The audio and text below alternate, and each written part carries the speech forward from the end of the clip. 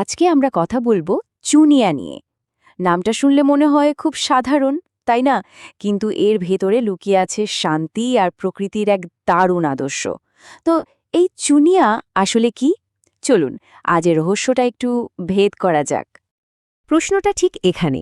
চুনিয়া কি আসলেই কোনো গ্রাম, মানে মানচিত্রে খুঁজে পাওয়া যাবে এমন কোনো জায়গা, নাকি এটা তার চেয়েও অনেক বড় কিছু, একটা গভীর দর্শন? চলুন এই উত্তরটাই আজ একসঙ্গে খুঁজে বের করি। দেখুন, চুনিয়া কিন্তু আসলে কোনো সাধারণ গ্রাম নয়। এটা এটা একটা কনসেপ্ট, একটা আইডিয়া, একটা শান্তিপূর্ণ আদিবাসী গ্রামের ছবি, বুঝলেন?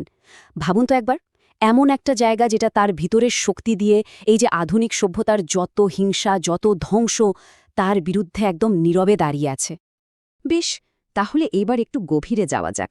কারণ চুনিয়াকে যদি সত্যি সত্যি বুঝতে হয়, তাহলে এর দুটো দিকই আমাদের জানতে হবে, এর বাইরের রূপ আর ভেতরের আত্মা। মানে চুনিয়াকে আপনি ম্যাপে খুঁজে পাবেন না। এর আসল শক্তিটা আসলে লুকিয়ে আছে মানুষের মনে। এটা আমাদের সবার ভেতরে থাকা এক শক্তিশালী সত্তা, একটা নিরাপদ আশ্রয়। আর এই লাইনটা তো ঠিক এই কথাটাই বলছে, তাই না? এর মানে হলো চুনিয়া হলো এমন একটা ব্যক্তিগত সযত্নে লালন করা আদর্শ, যা কিছু মানুষ এই পৃথিবীর সমস্ত কোলাহল থেকে দূরে নিজেদের বুকের গভীরে বাঁচিয়ে রাখে। আচ্ছা, তাহলে চুনিয়ার এই ভেতরের জগৎটা ঠিক কেমন? কি দিয়ে তৈরি এর চারপাশ? চলুন এবার সেটা একটু কাছ থেকে দেখি। চুনিয়ার মূল ভিত্তি হল শান্তি। এর জগৎটা একদম শান্ত, স্নিগ্ধ, যেখানে প্রকৃতির সঙ্গে একটা গভীর যোগাযোগ আছে। এখানের জীবনটা চলে খুব ধীর গতিতে, কোনো তাড়াহুড়ো নেই। এখানে দেখুন, খুব পরিষ্কার করে বলা আছে চুনিয়া ঠিক কি কি ভালোবাসে। স্নিগ্ধ পূর্ণিমার চাঁদ, চারপাশের নীরব সবুজ প্রকৃতি, মানুষের ভালো থাকা আর সবকিছুর ওপরে শান্তি। সবকিছু মিলিয়ে যেন একটা নিখুঁত হারমোনি বা সামঞ্জস্যের ছবি। আর এই ক্ষমতাটা হয়তো সবচেয়ে জরুরি। মানে চুনিয়া শুধু শান্তির প্রতীক হয়ে বসে থাকে না, সে জানে কিভাবে শান্তি ফিরিয়ে আনতে হয়।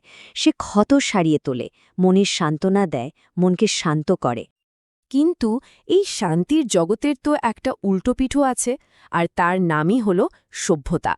চলুন দেখি এই দুটো জগতের মধ্যে সংঘাতটা ঠিক কোথায়। এই পার্থক্যটা একবার দেখুন। একদিকে চুনিয়ার শান্ত সবুজ জগৎ, আর অন্যদিকে সভ্যতার চিৎকার, গুলির শব্দ, রক্তপাত, হিংসা। এই দুটো জগৎ যেন একে অপরের আয়নার ঠিক উল্টো প্রতিবিম্ব। আর এই যে বিরোধিতা, এটা শুধু মনে মনে নয়, এটা বেশ অ্যাক্টিভ। যেমন এখানে বলা হচ্ছে চুনিয়া কাঠুরেকে তীব্রভাবে ঘৃণা করে। এখানে কাঠুরে বলতে আসলে প্রকৃতির সমস্ত ধ্বংসকারীকে বোঝানো হচ্ছে। চুনিয়া নিজে হিংস্র নয়, কিন্তু অন্যায়ের বিরুদ্ধে তার অবস্থানটা একদম পরিষ্কার। তাহলে এই যে এত সংঘাত, এর সমাধানটা কি? চুনিয়ার কাছে এর উত্তরটা কিন্তু কোনো পলিটিক্যাল স্ট্র্যাটেজি নয়, বরং বেশ কাব্যিক একটা সমাধান। কি করতে হবে? ১. মানুষের বানানো সব মারণাস্ত্র সব ফেলে দিতে হবে সমুদ্রে। ২. সেই জলেই ধুয়ে ফেলতে হবে নিজেদের রক্তমাখা হাত। আর ৩. পৃথিবীর যত যুদ্ধক্ষেত্র আছে সব ভরিয়ে তুলতে হবে সুগন্ধি ফুলে। কি অসাধারণ একটা ভাবনা, তাই না? কিন্তু এই যে এত হিংসা, এত ধ্বংসযজ্ঞ, এগুলো দেখতে দেখতে চুনিয়ার নিজের উপরেও তো একটা প্রভাব পড়ে, তাই না? চলুন দেখি এই লাগাতার সংঘাত তার আত্মাকে কিভাবে বদলে দেয়। চুনিয়া তো আর কোনো অনুভূতিহীন আইডিয়া নয়। সেও কষ্ট পায়, তারও অভিমান হয়। পৃথিবীর এই লাগাতার নিষ্ঠুরতা তাকে ভীষণভাবে কষ্ট দেয়, ব্যথিত করে। তো এই অভিমানের উৎসটা কি? কারণগুলো কিন্তু খুব স্পষ্ট। প্রথমত, চুনিয়া নিজের চোখে নারী আর শিশু হত্যা দেখে। এর ফলে খুব স্বাভাবিকভাবেই নিরীহদের বাঁচানোর জন্য তার মনে একটা পক্ষপাত তৈরি হয়। আর ঠিক এই কারণেই সে এই তথাকথিত মানবিক সভ্যতার ওপর বিরক্ত হয়ে ওঠে।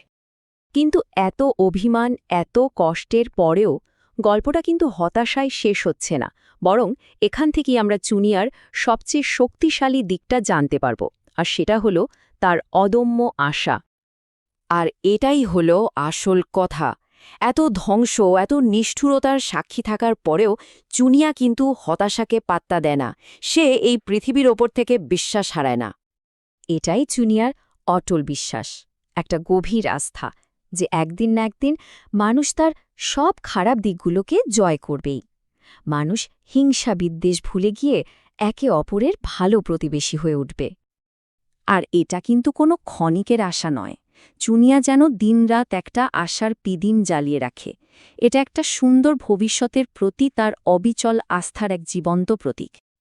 আর তাই আমরা আবার সেখানেই ফিরে এলাম যেখান থেকে শুরু করেছিলাম। কিন্তু এবার প্রশ্নটা আমাদের নিজেদের জন্য। শান্তি আর আশার এই ভেতরের আশ্রয়টাকে জানার পর শেষ প্রশ্নটা হলো, আমাদের নিজেদের বুকের নিভৃতে কি এমন এক নিবিড় চুনিয়া আছে